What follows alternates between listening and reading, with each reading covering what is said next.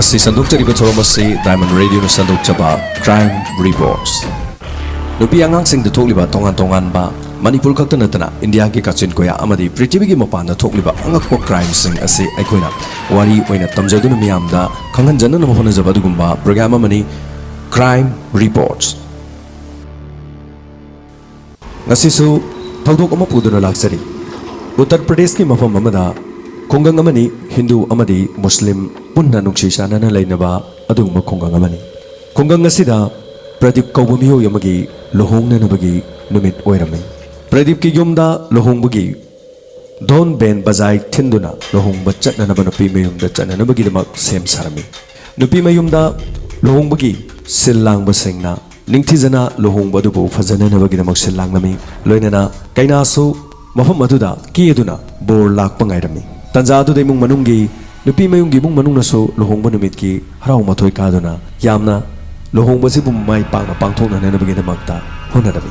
Todo hendona miyamda panjarabada aikhoi gi lamda masigi lohongbaga mapalam gi lohongbaga khenaba khara hairagadi aikhoi longgi lohongba asidana nupi mayumna nupa mayumda angamba awun pot puduna chali yami amasung yamde haibagi thoidokpa wafam masigi chanabi thoidokpa leite amaromdana kanagumbana lohongliba imung adugi nupi imungdu karigumba khajiktang sothaba imung oiragasu nupa mayumna ngamjaba khara mateng panglaga sana likon amadi upokangdon haibina singba si khara mateng panglaga adumak lohongba chane Kanagumagi imung manungdana haribase lupa ama pawba lawdana machanupigi ngamjaba leijaba khradang adu magpiraga lohongbagi chanabilei adubu manipurgi hek mapan thokkiba matamna khenariba amana nupa amana lairik lasu tambada amadagi mahakki matik chaba mi mu oibada changkiba senphamsi nupa mayumna lohonggadoriba kainagi imung andudagi lawi karigumba yanaba natraga makhoina ngamgadaba adu aibase oina miyamangda hainaduna Awun posing amadi sanalupa amadi seltum pirakadaba adu lohongdrangi mamangda piba natraga lohongmagi numita piba haibasi chanabi oina manipurgi hek mapalan thokibada hadibi chanabasi India gi mafam ayambada chane adumapu mase thodok hendona love marriage haibadi nungsinaduna yanaba haina singnaba nataba lohongba nungsi chanaduna panthong oinaba singdadi karigumbada haribasi chanadaba sudum yawi adubu chamagi manungda 89% di haribasi adumak chane Lohong bachatkadaba matam khajikta ngairaba matam asida khanghaudana nupi mayumda nupa mayumdagi kol ama khaglami aikhoi hojik lohong ba laktringeda aikhoina hana nakhoi ge yana kibo wafam singadu ahong ba khara leire gari macha ama haikibadu gari macha gi mahutta lohong dringegi nupi mayumda bor asini yoruk dringegi mamangda car ama aikhoina pamba car adusu aikhoina pamba showroom dagi car gi machu adusu aikhoina haigani Haribasi nakoina piba ngamdrabadi lohongba lakpa ngamloi haina nupi mayumda nupa mayumdagi phone toroklami madugi talagadu da nupi mayumda haninga leitena warami hariba pawasi nupi adugi mabung amadi mapa makhoi ani khatang khanglami bor yorokadaba sumnatagi pung ani khakta ngairaba mikup aduda nupi mayumdagi nupi adugi mabung amadi mapa gari bike ama thauduna nupa mayum tana laklami nupa mayum yobu matamda don ben bazai thinbasing Tumin adu mafamduna lerami loinana miyoi kharadi lohongba mafam adudagi hankibasu yaurami imung manungda changduna nupa mayungga unaduna wari sanaba matamda kanna marei tawriba sakri tawriba nupa asi imung manunggi lohonggadoriba nupa bor aduna oirami bor adugi apokpa machin manaw amadi mama marup mapang singna themlami nangna karino haujigata nangna lohongba chalamdai sida karigi chakri tawribano leisu leitaba laikhraba adugumraba lairaba imung aduda Gari macagi mahutta gari asoba ma layu haibase nangna hana haibasu natana hojik asigumba chiraba matam asida nangna gari macagi mahutta gari asoba layu haibagi maramse karamba chakrino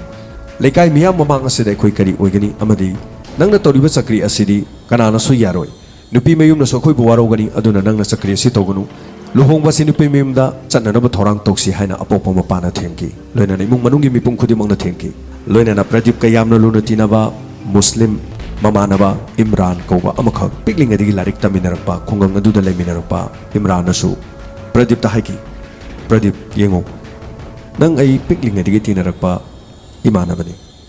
nangi apam pamda punamak engonda loina khangale aigi apam pamda punamak loina khangale aina muslim ni nangni hindu ni adubu ibani luna tinaduna pominaba ichini naudagi hena luna tinaduna le adubu asuk luraba tangkak asida lohongba chalamdaida nangna lohongba chatpa ngamlaroi Lairakraba imungduda gari macha amagi mahutta car legadabani haiba wafam sibu masi nangi karamba wakhalno masi nang hongto Pradipna khongki Imran masi aigi oiba lanai gi oiba wafamni aina hairi car piba ngomgadaba oirabadi ai lohongba chatkani car piba ngomloidaba oirabadi ai lohongba chaloi wafam masida imung manung animak yamna angakpa phauki yamna sauna nupi adugi mabungna nakoina hairibasidi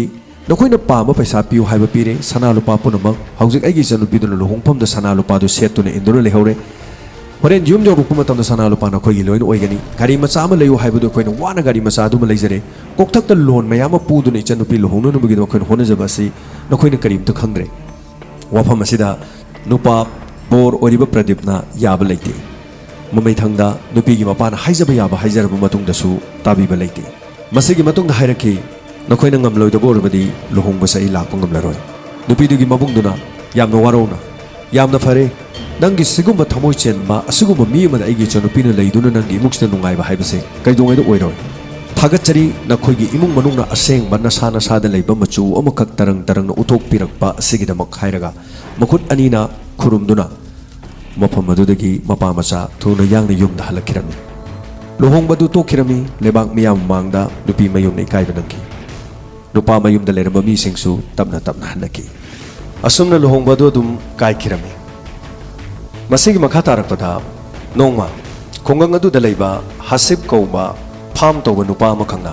mahaki pak chaukraba sugi farm amada thabak suba chalami mahakna mahaki chugi farm adugi manungda karigumba kharagi lengbo otpa makhol tai haiduna mahakna mahaki thang adu paiduna tapna paktharaga chalami ngasidi soidana pharage mahaki chugi farm asubu mang ta haliba naikhari faragi haibagi matagum mana magi thang adu pairaga chalami asumna mahakna naksilakpa matamdadi nupa amaga nupi amagagi langba amadi wari saduna nok kheduna wari sabagi makhol taki mahakna mahaki chugi marak asida kana kana phamduna wari sanaribano masitangdi khangkhrage haiduna mahakna yamna tumina makhoi ani bu khangandana changki ngahak leiribagi matungda makhoi ani mahang uki mahakna uba matamdadi hariba nupi nupa ani adu pradip ahanbada ngasigi lohongba kaikhiba nupa asiga loinana khungang asida leiba muslim ningon hasimaga nungsibagi wari sanaduna khutka painaduna chugi marak asida makhoi ne leramki nupi asiga nupa asiga nadi hasib hariba miyo asi ukide hasibna khonglai thuna chelaktuna mafam maduda leiriba hasimagi apokpa mapa kasim bhai hariba miyo asida chelaktuna pau tamami tanja aduda yumda kasim bhai su thabak ama chalubagi halakpaga tanja aduda hasimna barpap changsalaga mangon hai hasim bhai nangi na chanupidu hindu nupa amaga aigi chu marakta phamduna khut paiduna makhoi indi nungsi wari sanaure hasim bhai na matam aduda tanja aduda mamit langthoktuna hasim gi makhori metuna man hai kari nangi waduba chumra aigi chanupiga matau karamna hindu nupa amaga nungsinaga doribano nangna haribaduna chinthibani haiduna hasibu makhori metki tanja simaktada kasim bhai gi nupina chenthokuna hasib ki mangak metliba kasim bhai bu khamthoki karino tawriba du sibatare mi gi masadu sibatare karino wafam adu amukta ingonda sukhangalu kari tawre kasim bhai na haiki nangi na sanu pido hindu nupa amaga hasib ki su gi pham amagi manungda makhoi ani nungsi wari sanawre harine tanja aduda kasim bhai gi nupina law adudi chasi aikhoi wafam adu du satuni yeksi haiduna khungang adugi mioi mari mangagal mafum aduda satki hasibna magi chugi pham adu tana pusinki tamna tano som lak matamda sugi pham aduda nungsi wari sanariba pradip loinana hasimadi adumak nungsi wari sanaki makhoi anina nungsi wari sanaduna leiringai gi mamai leithorpa matamda makhoi ani gi mamangda mahaki apokpa kasim bhai amadi apokpi mama amadi khungangi muslim mioi sing leptuna leiramki khonglai thuna makhoi bu tanaki tanja aduda pradip amadi hasima mana thokpa maikai amamamda chenaki nakal amadana aslam gi kanguna pradip putanaki nakal amadana kasim bhai na mahaki hek poksabi machanupi bu tanaki khutta thang ten paiduna tanaduna makhoibu phana na bahonaki nakal amada asum pradip na chelakpada mahaki yumlomda chenki loinana hasima apokpa mapa kasim bhai na phaduna phu cheiba tauki apokpi mamana hasima bu apokpa mapa dagi kanki adumapu mahak apokpa mapana machanupibu yamna thina fuki masigi matungda nupi asigi apokpa kasim bhai aslam gi kangbu laktuna pradip ki yumdam mahak putana balaklami Tanja aduda Pradip su mahaki sumang da tudunu leki amadi mahaki apokpi amadi apopa mama chenthorukuna machanu pabu karigidamukta phuribano haiduna khamki wafam asida Kasim Bhai na kumlaki nangi na chanu pase haujingmak akhogi khutasino mahaki haksang asi mangak masaga tonga tonga na thamgi aigi chanupi asiga mahakna moi them tawduna aigi chanupi subu nuksi langda thuno na phone hauji mokhoi animak hasipki chugi phamdagi nuksi wari sanaramadi khoina mahakpu phaduna propani kadai sino nangi na chanu pase ekhoi de sino Pradip ki mapana Pradip hariba wafam se chumra hayo nang hasima ga kari mari leni tanja aduda Pradip khongkhide Kasim Bhai na hai na chanu pase haujamak yamna tunamak ekhoi de sino mahana tawriba si nakhoi gi jati ga longna leina ba yade haibasi nang khangli ba natra nangi na chanu pase na hindu ni ekhoi na muslim kaidongwei da muslim na hindu da lohongloi haibasi nakhoi khangli ba natra nangi na chanu pase ekhoi de sino masi haujamak ekhoi warake Pradip ki mapana wafam adu kanmali makhoi anga ngaktani ingkhalak pagini haujik kari su thokpadi natridana maram asina handaki matang ase aigi mai amuk yengbiduna amukta dingapi ai Pradip ki mai kaidigi so haijari matungda amuhana thoktanaba honage wafam asida Kasim Bhai ni yakide maduda karsu yagadaba leite aikhoi laklingai sida nachanu pase pukige matungda amuhana thoktananabagidama aikhoi na honagani kadai Pradip se khoi da sino Pradip ki mapan amuhan haijaki ai hana so haijakre lalibase aigi chanu pa khakta nate nakhoi gi sono chanu pi gi marale aigi chanu pa na namduna haduna nuksina bugi wafam oiramlo wafam adu da na chanu pi su yawi habanina na chanu pi gi su marale gani maramasina amagi su loina kauthong naraga handaki matangsi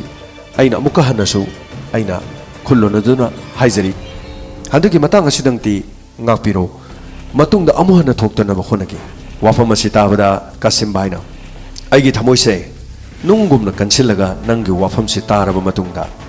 ai sumapa moina nang sumapa moina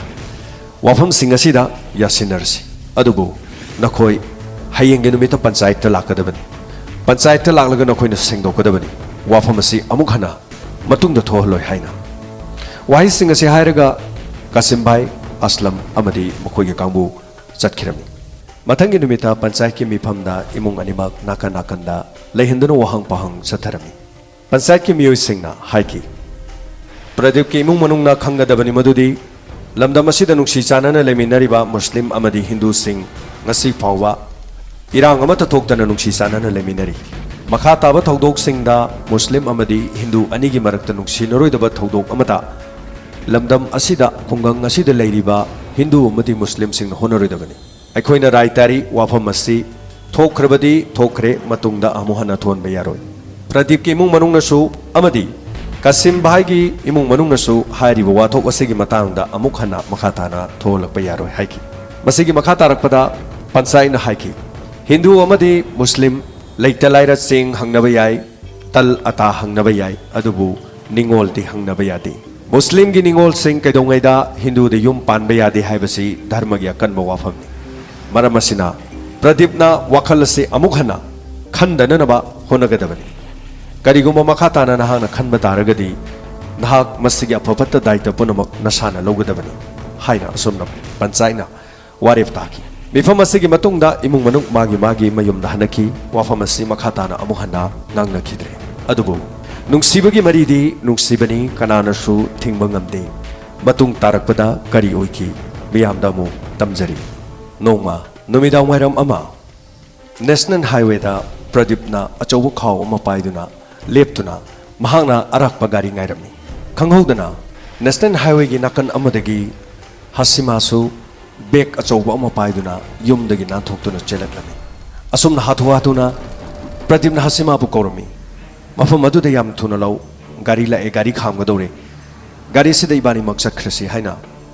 hasima bu Pradip na kauki imung manunggi miyoi singna tanarakuna makhoi bu phaki gadra haibagi mi paibana atubu matamda makhoi ani mafam adudagi highway dagi gari tongduna Uttar Pradesh dagi Mumbai tana makhoi ani chatkirami asumna Kasim Bhai gi imung manungda machanupi hasima leiramdabagi damak imung manungda achobo wathok wagi Kasim Bhai na hai masipunamak Pradip ki imung manungna thonbani Pradip haujik mahaki imung da chatuna mahaki imung manunggi leiriba mi sing tumna hatkani haina Kasim Bhai haiki masigi mateng pangbo ina imung manung machin manau thokliba Aslam nasu imung manung tumna hatkadabani haibu wafamsida mahakso haiki loinana masi punamak Pradip ki mamanaba luna tinaba Muslim Imran hariba miyo asina mateng pangduna hasima amadi Pradipu mafam asidagi nanthokduna chilhannabu honabada achaubu mateng pangkibani haina aslamna hairami maram asina Kasim bhaina ponumak asigi mathakta Imran nang khungangda halakpa matamda Kasim bhaina kari tawi haibado nang tasengna utkani haina wasaki Kasim bhaina satuna Imran gi apokpa amadi apokfida angakpa mawongda machana papa thoroknaba amadi yumda halaknabagidamak haiki adubu Imran gi mapa amadi mamana Imran di ngasidagi hapta amagi mamangda Mumbai da thabak ama mahaki company gi thabak ti yawba adugidamak chatkirami hairiba wafam asida mahakti kariguma amata khangde hoi chumi mahak Hindu gi Pradip ka mahak luna angang wadinge diga tinai khungang asida leminar pani chawminar pangaktani adubu hairiba wafam sida machana pa Imran di kariguma amata yawdi haina haiki mamai thangda makhoina Imran ki phone number lauki Imran da phone tawduna Kasim bhain haiki Imran Pradip amadi hasina karai dile makhoi ani na thoktu no mafam asidagi chakhinana honabada nangna achoba thodang lawi natra adu orabadi makhoi ani kadai dile Imran khungki Kasim bhai ai tasengnamak nachanupi Hasima amadi Pradip ki maramdu karigumba mata khangde makhoi ani sugi pham amadagi phai haine hektaba adudagi aihak Muslim mamoina amadi ai Pradip ka tinaba asi ai khara lapthoktuna ai Mumbai da ai gi company da thabak tawbagi da mag chale hairi bihiram du dai karimati yawde haini haiki adubu Kasim bhaina nachin thiganu punamak asi nangna sinba ngakani nangna Hindu macha aduga tinaraga nangi nachanupi thokpa nupi asibu nangna namduna sillaga na thokhalaga mafam amada lotuna thamle nadra kariguma nangna yumda halakpa taraba nangi nasaga nangi nangaka tongan na thamani masimadi khangu nang nasana yana makhoi ani kadai da lei habase ekhoida pau pirakadabani natrabadi nang afaba oiroi haiki asumna Pradip amadi Hasima Mumbai gi mafam amada masak lotuna amadi tongan ba hotel singda address tongan ba address singda makhoi ani matam khara lotuna damak laiki makhoi ani na Imran da phone tawkhidi adubu tha ahum lom lerakpa matung dadi makhoi su leifam safam amadi mafam aduda mirot oina asumak lerakpa asi khudong sadabadagi karigumba imung manung khangkhrabadi makhoi hingna amuk hana yumda hallaroi haibasi khangba maramna Imran gi mateng loduna Imran da phone tawkhi aikhoi mafam asida tha ahum suri leiba nahang na aikhoi mafam asida lei haibasi yumda pau tamthokpi gadra haiba wafam hangki Imran haiki Pradip nang ai pisak pikling adi tinarapani aina Muslim orabasu nang ni Hindu orabasu ichini nawgumna khungang amada chawminarapani larik taminarapani haujikti haukrabadi haukre asiguma tanja asida aina nakhoi awaba tananabagidama kanadasu aina pau tamloi haiki Pradip na haiki Imran tasengna ai nangi mateng pame akhoi mafam asida tha ahum hena lotuna leibase akhoi awaba moire aduga akhoi mafam amatang mafam chana akhoi barada leiraga ai company gi thaba ma yauraga akhoi ani hingbang ngamnanabagidama dum hunage masi fawbudangdi nangna mateng pangbi wafam asida Imran na ai nakhoi gi nakta lake haiduna asumna haiki loinana Hasima amadi Pradip yamna nungaina mafam aduda tha ahum amaga sangtana tha taruk nungaina leiki nongmai khangkhangogdana Pradip amadi Hasima na leiriba ka asi numit humni gumba thong hangkiramde masida Pradip ka thabak tawminaba company gi Muslim nupi ma makhoi ga sangle nama sase haiduna phone da haina khraga lakmandre haiduna amadi phone su ring chalaga phone thangatre haiduna makhoine leiriba ka adu da lami makhoine leiba ka adu da lakpa matamda ka adu gi manungda mapanda gi thong lolami mahangna phone adu tawum matamda ka manungda ring adu chalami masigi matungda ka bhara thangnana leiba nupi amada hangki sida leiriba Pradip amadi sida leiriba Pradip asi kadai da chatkhrbage numit humni sure phone paikhataba makhoi asi kari tawkhrbano ubra haina hangki bhara da leibanina ekhoi masi khangba ngamde kanana kari tawribage kanana mafam asida kanala I haibase ekhoi yama matamda khangde haina hairaki adubu khanghaudana Pradip na leiriba ka aduda apummagi manam gumba aman namlaki asumna chingnabadagi ka bhara da leiminaba thangnariba aduga amadi mafam aduda leiba miyamga loinana thong hangdoktuna yengloba matamdadi Pradip thong hek hangtokpaga ka manungda mangakta thangna lenduna ina leimaida joina taduna asiba haksang oina tarapki mafam adudagi khajiktang lapthoklaba mafam amada amo hasimagi asiba haksangna phalangda ngaduna mangaksamda thangna lenbagi dakphangba loinana leimaida ina pungangang taduna leraba thingnaki police ta pau piki police laki Pradip amadi hasima matau karamna leikhidribano haibasigi matangda kupna thijinba horaki asumna asiba haksang singi address ase kadaidano haina thiba horaki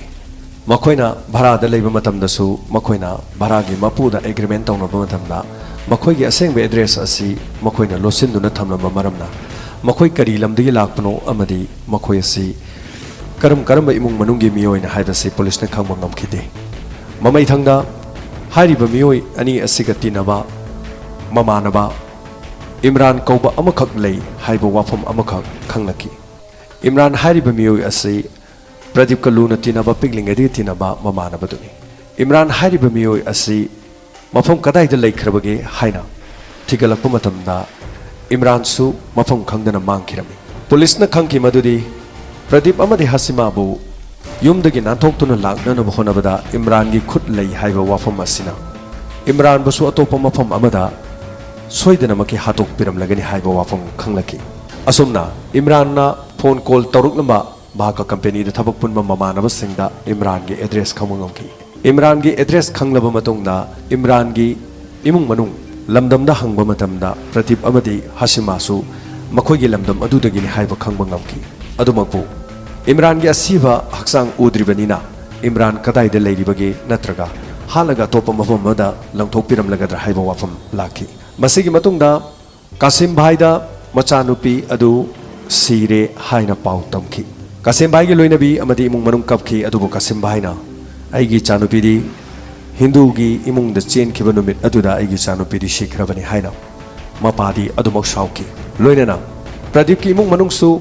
machanupa leitre haina tabada thamoi sono kapki Imran gi imung manung da su hariba thabak asida mahasu mateng pangbagi hatokre haiba wafam asida imung manung su mi pairami adubu case asigi maikai kayarom thokna sumak lakpa noma gi helaki police na mafam aduda laktuna Kasim bhai amadi aslambu wahang pahang tauki Hindu da mayum panbagi damak nakoi gi nachanupi amadi nakoi gi nachanupi lobana mapu halaba natra loinana Imran amateng pangi haina Imran basu nakoi halaba natra nakoi khangbra nakoi halibase mi ahum nate hasima su tha ahum gi angang ama yaure nakoi halibase punami marini asumna haiki pawadu taba matamda Pradip ki mama mapana makoi gi masu uba phanglagadaba oire khalubada makoi amuka hena kapki makoi na kari gi lolibano makoi na masu phanglagani haiba wafam adu tamlamba tarabadi makoi na loksinduna makoi gi maral singaktuna panchayat ta haijaraga haukrabadi haukre makoi bu loksin birasi haiba wafam makoi khanaramgadabani haiba wafam phongdoki adubu Kasim bhai gi wakhalondadi machanupi amadi mamanupa bu mahki makhut mangna halauti haibagi nungai taba phongdoki imung animaki awaba saitheng chaina marakta matau karamna kanana halibano haiba wafam sidi police na maikai kaya dasu adumak thijinba leptana sathaki masiga loinana yamna kanna thiba hugulaki mahaki luna tinaba mamanaba Pradip ko luna tinaba mamanaba Imran kadai de chakre wafam asigi maikai kaya thon hanglakpada makoina ahanba luhongba kaikhibe imung adugi imung aduda leiriba mabung adusu police na phaduna interrogation sathaki interrogation manung da mahan haiki tasengnamak aigi chanupi luhong mo kaiba numit aduda nungmai gumba aigi ikut to pairam labadi nungmai maru taruk mak Pradip ki mathabak ta kaptuna hating bagi apamba ingonda phauki adumako ai mahakka unchin aduna ai leiba pamkide maramde aigi su hingada punchi meyam walibanina ai ichanupi gi maraibak ai tha taruki manungda ichanupi ga chanaba maraibak phabanu pa amada ichanupi luhongkhre ngasidi nungai yefana pankre yamna su phare Pradip kumgwa matong chadaba nupa amada aigi chanupina lehudabase karigumba mahakna sigumba litasi chatpana aigi chanupi gi lohongbodu namduno kaina ro honakibani haina mahna haiki Pradip mihat asida mahak chena de haina khongki loinana ahanba sugi famda Pradip amadi hasima bu miya mangda phaduno purakiba hasip police na interrogation chathagi hasip nang aslam amadi Kasim bhai na nongonda supari piraga Mumbai da lagnaga Hasima amadi Pradippo hatna buhonabada chobo thodang lawi habasi chumra haina hanki Hasimna haiki aidi thodok adugi matungda khungang aduda leiba phawba tanbadagi aidi Mumbai da laktuna ai company amada thawak yauduna leire Pradip amadi Hasima hatpaga aiga karigum to mari leinade adumapu ai hangna sugi pham aduda chatringai matamda Pradip kaluna tinaba Imran haiba nupasina haujik nang kumhei ama yengninglavadi sugi pham da chatlu haiduna mahanga aingonda hairakibani aina khanke aigi chugi phamda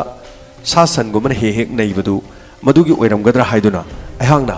aigi phamda chatpani adubu mafam adudadi aina sasan sing adu yengba lakpa matamda aigi chugi phamgi manungda Pradip amadi Hasima unaduna leiramki tasengnamak aina mafam aduda pau asi khangiba asi Imran tambadagini masi punamak Imranna aingonda madu khanghananabagi hairakpo oiramgani haiba wafam phongdoraki wafam asidagi police ki case asi mayon amada lakpauki police na khalui amadi miyamna khali Imran amadi Pradip yamna luna tinaba Hindu Muslim anigi machin manau gumbani haina adubu karigi aduk luna tinaraga Imranna Pradip amadi Hasima unabada makhoi anigi mateng pangi hairaga unaba adu phana nanabagi deba mahakna hasipta nangi chugi phamda kumhei ama leirabani yengucho haina mahangna tharanglibagi maram sikarino haina police na case asigi mayon onthokpa horaki masimangna thiba khangdraba Imran gi khongul leiba horaki Imran gi apokpagi telephone number singda check tawba hoki makhoina Imran gi mapagi phone number sida trace tawba hoki trace tawba hobadagi atopa mafam amadagi PCO gi number amadagi call ama numidawaram hek mapaga wari sanabagi call ama trace tawba hoki call asigi matungina makhoina Mumbai gi mafam amadagi call torokpani haiba khangba ngamkhibaga loinana mafam aduda mikup nahum singna police ki miyoi sing thadoki loinana nungthil ama mafam aduda chatuna Imran bu police na mafam adudagi phagatki interrogation chathaki Imran da hangki ahanbada Imran na mahangna ngamnaba khungki luna tinariba mahaki mamanaba amadi Hasima makhoi ani mahangna hatpanati haina yamna kana senki mamai thangda police na nahangna nahak sire haibagi mawongda nahangna lotunu leiribagi maram kari nahak pu kari nara leiri haina nangna lolibano haina khungki mamai thangda aslam amadi kasim baina mahapu maki khungangda laklabadi hatkani haina kihanbadagi mahangna lotpani haina khungki adu koiba tha taruk tare lomdudi nangna lotraga handak nangi namanaba Pradip amadi Hasima leikhidraba matung asidagi nangna lolibagi maram karigino haina hangki masida mahangna leiduna chenki adubu police ki saipu ama nidagi mahangna asengba punamak haidoraki case asigi matangda Imran khumlakhibu wafam singna case asigi mayon pumnamak thaidokpada nathana wafam sing asina angakpa oiki tinaba mamanabagi minung sigi manungda nungshiba shaba luna tinarakpa ngang oiringedigi chaluk pukham amata saminadun horokpa Pradip amadi Imran gi punsida ingkhalakpagi punsida Hasimana ayetpa oiki Hasima Imran nungsijaba Muslim ningol amasu oiki adubu Hasima amadi Imran asi sagai gi oiba mari amasu thoki maram asina Pradip amadi Hasimana nungsi nungongi lambida lakpa asi Imran khangkide tasena makahan ba Pradip ki luhong makaiba numit ki luhong numita nahangna gari macha amagi mahuta gari asauba ama nahangna khotakta haribasi migi imungduna ngamloidaba wada hariga luhong makaina ba honaribasi karigino haiduna khamkhiba mamanaba amani adubu Pradip na karigi damakta luhong ba asi namduna mana kaina na bakitamta silibano haiba wafam asi ma khangkide adubu mang nongma lambi charuraga lakpa matamda pham ama phawraga makhongna lakpa matamda pham adugi chugi marakta Hasima amadi Pradip animak unabagi mau matau adu mahaki mamit mang uraki matam aduda mahak khoirang khoisaunagi maramdi mahakna nungsijabi sagai thoklabasu Hasima Imran khwaidigi nungsijaba nupi amoiki nupi asibu Hindu gi Pradip mahaki mamanabana makhut paiduna makhoi anina nokkheduna sugi pham amagi manungda lono unabadu urubada mahaki mathamoi chaki numit adudagi mahakna khutakta chatuna hasipta pau piraga mafam aduda nahaki chugi pham nei horabani haiduna thajinduna Pradip amadi Hasima unabadu thugai gi bamisakadu Imran oiramki asomna wari punama Imran ali thoroki Hasina asi mahana khwaidigi pamjaba nupi amani mahaki sagai gi oirabasu mahakna nuksijaba miyoi amani asigumlaba mahakna nuksijaba nupi amabu mahaki luna tinaba Hindu gi mamanaba amana mahaki luhongba thugaiba makhai thugairaga mahakna onsinduna Hasima ga mahakna nuksinabagi mari thamba asi mahakna pamkhide नोंमा खंगौदना Pradeep की phone अमखक यादबदगी Imran महकी phone अदु पाहेलमी phone अदु पाइरबा नोंमनिनी लेरबा मतुंगदा इमरान महकी phone record की software app अमा हापलमी phone अदु महाना लौरुबा मतुंगदा प्रदीप ति खंकिदे फोन अदुदा इमरान हापखिबा सॉफ्टवेयर अदुगी मतेंगना हसीमा अमदी प्रदीप अनीना लोन सानबा नुंसिनु युवारी पुनमक ताखी वारी सिंह असि ताबना इमरान की मथमोइदा असुमक चाक पेहलखि असुमक महांगना चालखिबसिना महांगा मखोय अनिगी पुनसिरगिसु लापथोकपा पामखि मरम असिना मखोय अनी फाम अमदगी फारबा मतुंगदा इमरान मखाताना अमुक हन प्रदीप को पाव फाउनखिदना बसु होनखि अदुमपु मखोय अनीना मुंबईदा लागलाबा मतुंगदा मंगोंदा कॉल तौरुक्तुना मखोय मुंबईदा लेरे योमदा मखोय लई हाइना हाइदोकनो हाइबा वाफम हाइरखि सिगी मतुंगिना मखोयना हाइरपगी मतुंगिना मखोयगी योमदा चांगलेर अमा चाबा चखि चांगलेर अमा चाबदुदा थोंग हेक हांगदोकपगा हसीमाना हिंदू धर्म की मवोंग मतौगुमना ममिंगसु हिंदू की ममिंग ओलगा प्रदीप को नुंगाइना लेबा इमुंग अदुदा महक उरखि अदुबु हसीमाना मंगोंदा नुंगाइबा पाउनी हाइना मतमखि भाईजान अहा मिरोले था अहुंगी इचा अमा लेरे याइफमंगोल पिबियु हाइना हाइरखि Imrana ngakna yengki amadi Pradeep amadi hasimada munne yengki Pradeep na haiki kaidorage imran yaifamangol piraroi hairo imran haiki ingangangna pigani yaifabo isanu afabo isanu asumna makhoi ani phaminaduna changle na machana na honabada hasima na imungda chak thonglingai matam Pradeep ka punna yu thokminaduna makhoi ani angang oringai gi wari kya ningsingnaduna wari saki masigi matung hak lerba matungda Imran ना खंगौदना थांग सुरी अमा लौथोरुक्तना प्रदीप की मंगक्ता लेंदुना हातकी हसीमादी इमुंगदा चाक थोंगदुना लेबना ताखिदि हसीमाना भाईजान चाक हापनसिरा चाक चारसिर हाइदुना कौबा थोलकी तंजा अदुदा इमराना हसीमाबुसु हातकी असुमना मबुक्ता था अहुंगी अंगांग अमा यावरबा हसीमासु लेमाइदा तादुना हात असुमना मखोय अनिगी पुंसी खांगु थक्ता मांगखि yum अनिमकी इमुंग सिंगदा हालिबा से इमरान हातपनी हाइबो वाफम से तसेंगना लोइनमक खंकी मसेगी मखा तारकपदा कसब भाईसु हिंदू द मयुम पानख्रबी मचानपी सीख्रबीनी हाइनो खल्लुरुरबसु महा कोनथंगदा निंगमदबा खरा फावरोकी महाकी मचानपी मक हानिंगबगी वखन फावरगसु